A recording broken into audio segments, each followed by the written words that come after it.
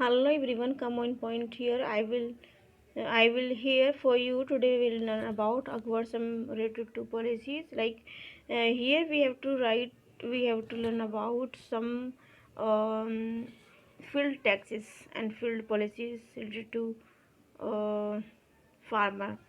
यहाँ पर अकबर के द्वारा कुछ ऐसी पॉलिसी जो चलाई गई थी, जैसे कि हम बात करें 1580 में जयसाला पद्धति इन्होंने अपनाई थी। इसके साथ साथ कुछ ऐसी पद्धति थे जो शेरशाह सूरी ने जैसे गज ए सिकंदरी चलाया था. आई एम राइटिंग हियर गज ए सिकंदरी. गज ए सिकंदरी ये क्या था? एक मापन था. गज ए सिकंदरी मतलब जगह को नापने की एक स्केल था, पैमाना था. इसी तरीके से इन्होंने क्या करा, अकबर ने इन्होंने एक पैमाना चलाया जिसका नाम इन्होंने रखा था गज ए सिकंदरी की जगह गज ए इलाही लिखा हुआ है. गज ए इलाही, गज ए इलाही,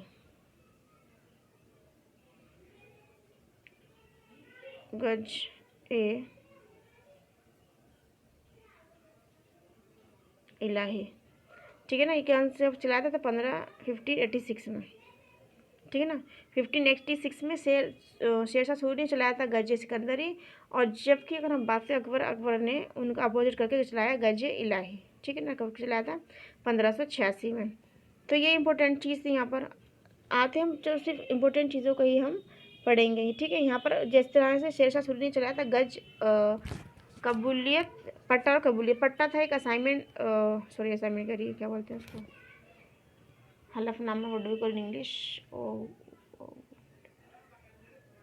agreement. Yes, agreement. That's means यहाँ पे पट्टा तो होता है, एक लिखित में पैमाना होता था, हलफनामा होता था.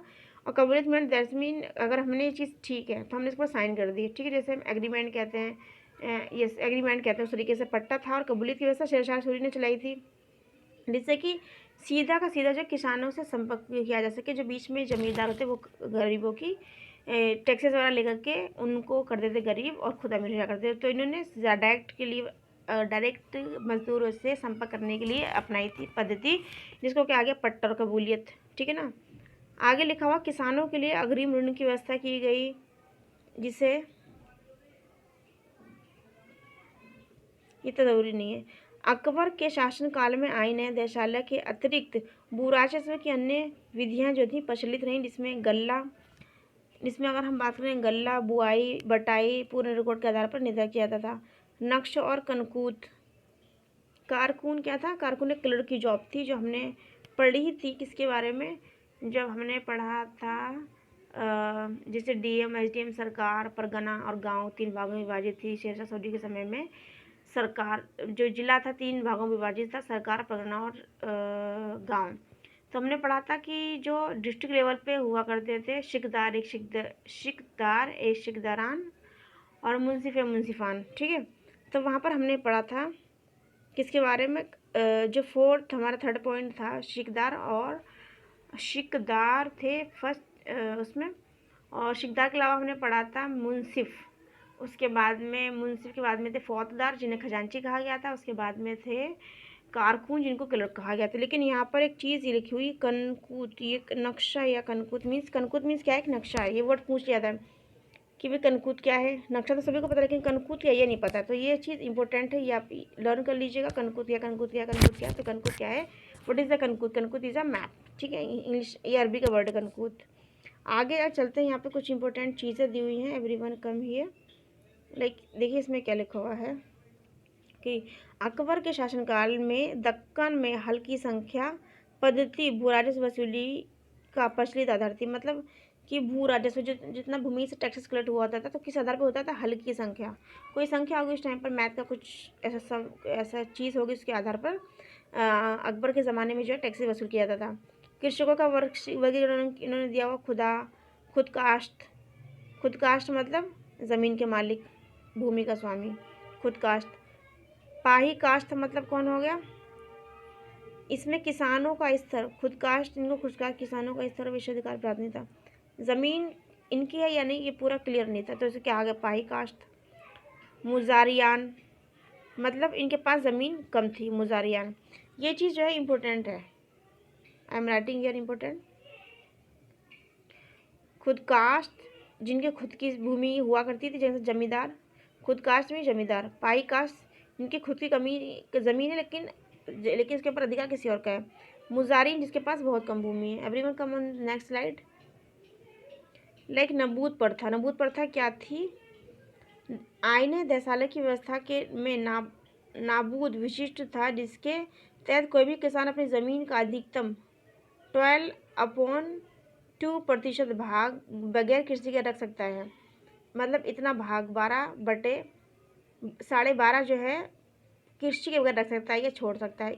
इतने भाग पर सरकार कोई भी कर नहीं लगाएगी। मतलब जो जितना ही भाग उसका छुटा हुआ है इतने पॉइंट पर 12.5 जो प्रतिशत जो कृषि की भूमि जगह है, कृषि योग्य भूमि है, उस पर कोई भी किसी तरह की फसल नहीं हुई है तो कोई भी टैक्स अकबर के ज़माने में नहीं लिया जाएगा। ये कहा गया था अकबर के समय में।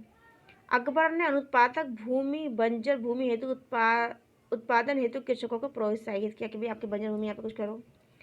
दहशाला प्रथा में विचलन कैसे हुआ? यहाँ पे लिखा हुआ है कि 2 महत्वपूर्ण रीजन जिसकी वजह से इसमें विचलन पैदा हुआ। नाबूद प्रथा का त्याग कर देना। नाबूद प्रथा जैसे कि जिन लोगों की ज़मीन नहीं थी उसे भी ज़मींदार, जिन लोगों की 12.5% जगह में कृषि नहीं तो उनका टैक्स नहीं लिया, लेकिन ज़मींदारों ने लिया, जिसकी वजह से इसका हनन हुआ दहशाला पद्धति का।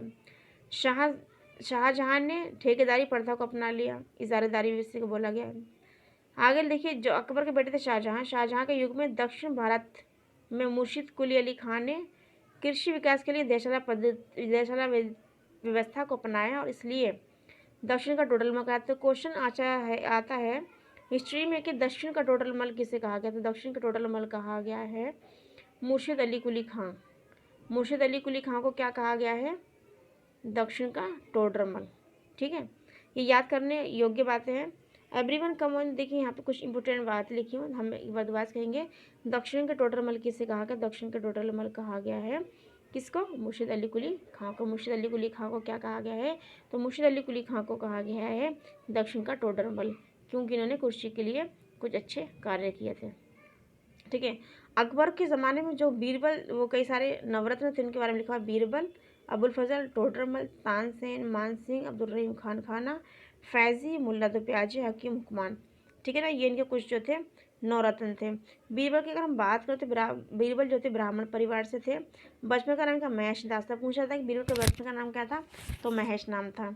ठीक है ना, ये कहानीकार, वक्ता और कवि भी थे।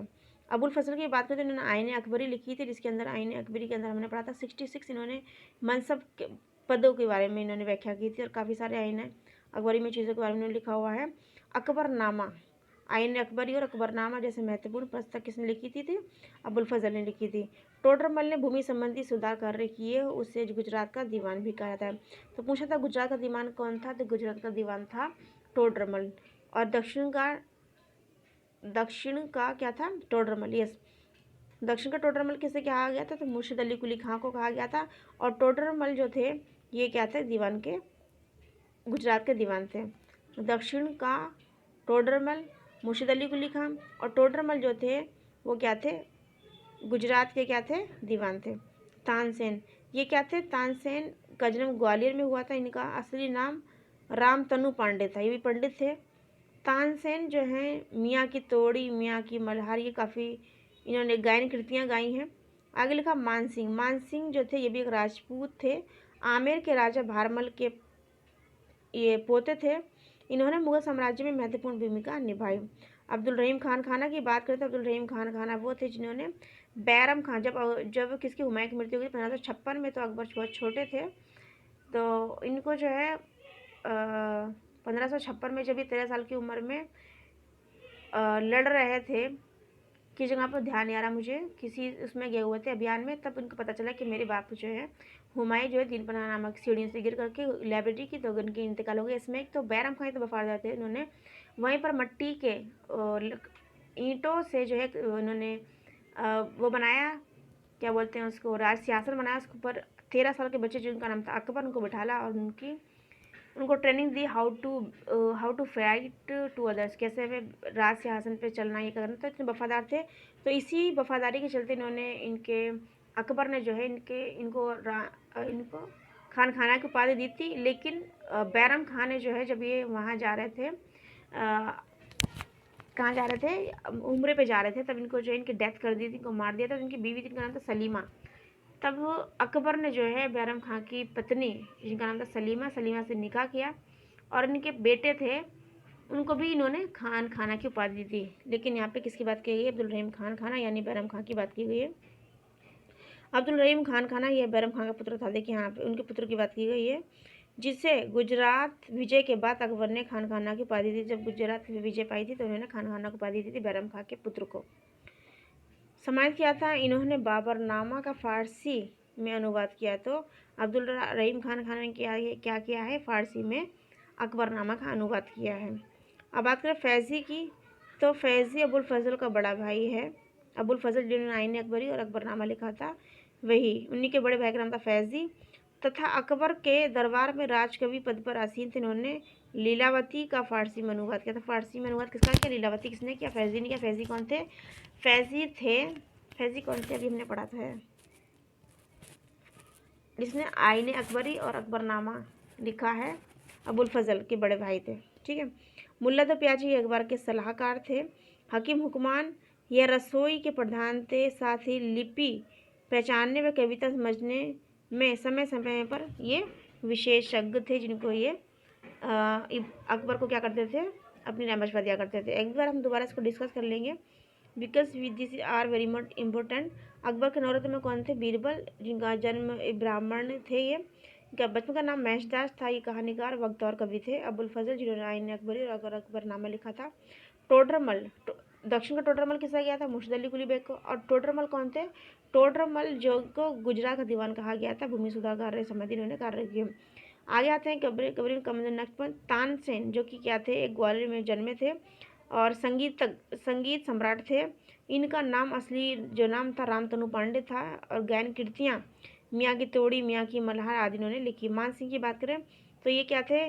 राजपूत थे। आमे के राजा भरमल के पोते थे। इन्होंने मुगल साम्राज्य में महत्वपूर्ण भूमिका निभाई।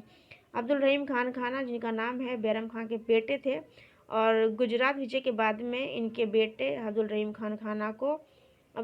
को खान खाना की उपाधि सम्मानित की गई थी और इन्होंने बाबरनामा का फारसी में अनुवाद किया। बात करें फैज़ी, तो फैज़ी कौन थे? अबुल फजल के बड़े भाई थे। इन्होंने एक अनुवाद किया है, किसी चीज़ का अनुवाद किया? लीलावती का अनुवाद किया है फारसी में। लीलावती का अनुवाद किसने किया? फारसी में किया। मुल्ला तो प्याजे की अगर बात करें तो ये अकबर के सलाहकार थे। कौन? मुल्ला तो प्याजे। हकीम हुक्मान की अगर बात करें तो ये रसोई घर का प्रधान थे, साथ ही लिपि पहचानने व कविता समझने में अपने समय के एक विशेषज्ञ थे। तो ये हमने किसके बारे में पढ़ा? अकबर के बारे में पढ़ा। Will meet you next video with next topic. Our next topic will be Jahangir. Okay, so I will meet you soon in the next video. Take a bye bye. Take a bye bye. God bless you all. That's all for now.